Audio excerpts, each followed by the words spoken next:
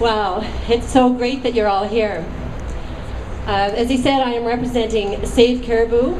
We are a small community group based in very, very rural Nova Scotia in the village of Caribou Gold Mines. Our story of destruction is not unlike those in other parts of the province, and one which we feel is very important for you to hear. Our home in Caribou Gold Mines was surrounded with large, healthy stands of hardwood and softwood forest, crisscrossed by streams and rivers, dotted with bogs, and in a radius of just 2 miles, there are 20 lakes.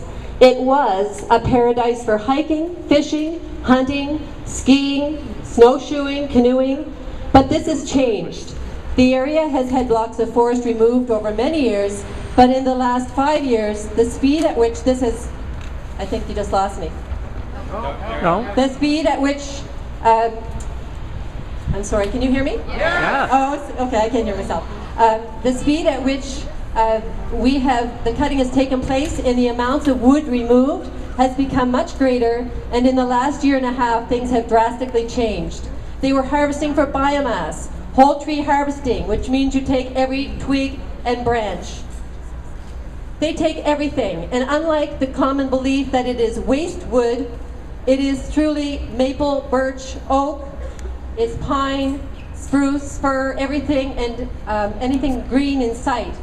In just a few short months, the company has confirmed that it took just 6 men with their huge machines to lay flat more than 700 hectares of land surrounding our community. To put this into perspective, it is equivalent to taking 10 Point Pleasant parks. Now, 1 year later, there is still no sign of rejuvenation. We are horrified, angry, and we are sad.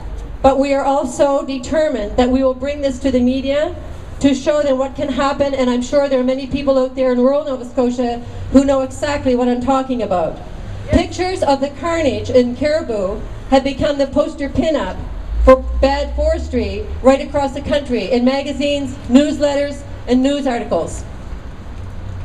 But that isn't the saddest part of the story. The saddest part is that the company creating this destruction, for the most part, was not breaking any laws, because there is not any regulation strong enough to prevent this kind of forestry. And without a moral conscience and no heart for the land, the forest, and the wildlife, or the people in the small communities who are so stressed by this, the companies are allowed to continue their pillage right across the province. But now we have an opportunity to change this and to do what is right for the forest, for the wildlife whose homes have been so drastically disturbed, and for the people who have become so stressed, and the people who want to take heart for the land and undertake forestry with the long-term health of all in mind. Species of Nova Scotia forest are classified as endangered by the World Wildlife Fund. Shame on us for letting this happen. We have to remember that we do not own trees and we don't own land. We are merely temporary custodians on this planet, and we have no right.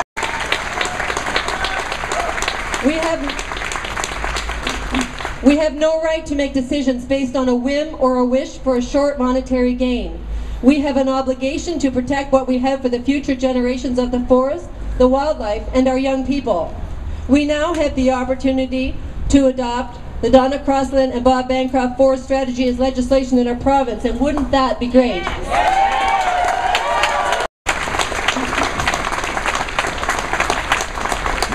I am very proud of Save Caribou for our persistence in the battle to save the forests of Nova Scotia.